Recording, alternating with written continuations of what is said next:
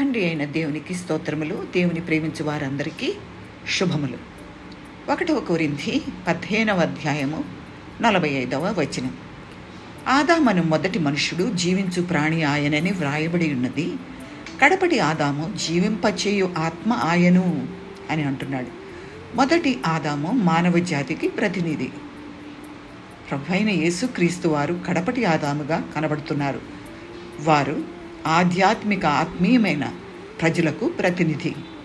46వ వచనంలో ఆత్మ సంబంధమైనది మొదట కలిగినది కాదు, ప్రకృతి సంబంధమైనదే మొదట కలిగినది, తరువాత ఆత్మ సంబంధమైనది అంటున్నాడు.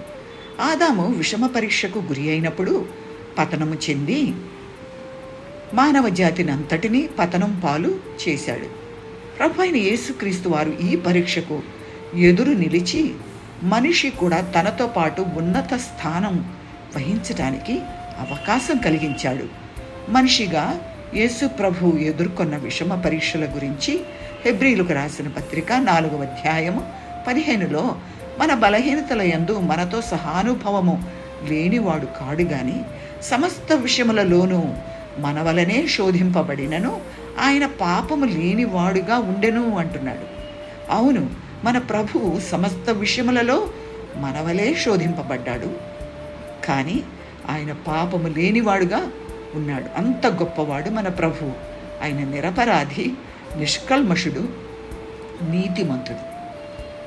ఇక సాతాను సంగతి చూస్తే అతను ఎటువంటి వాడు? అతను మరణశక్తి గలవాడు. ఆదామును హవ్వను పాపంలో పడవేయడం ద్వారా మరణాన్ని ఈ లోకంలోనికి తీసుకొని వచ్చాడు. ఆదికాండం 3వ అధ్యాయంలో చూస్తాం.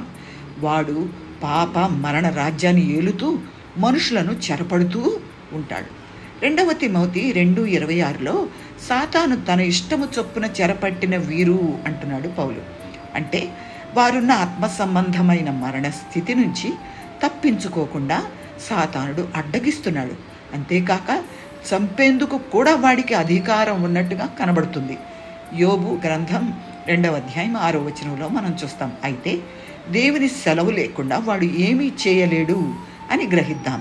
క్రీస్తు ప్రభువు మనిషి స్థానంలో చనిపోవడం ద్వారా వారికి పాప క్షమాపణ, నిత్య జీవం కలిగేందుకు, వారు మరణం నుంచి పూర్తిగా తప్పించేందుకు మార్గం ప్రభువారు సిద్ధం చేశారు. మనకు ఆ మార్గం సిద్ధంగా ఉంది.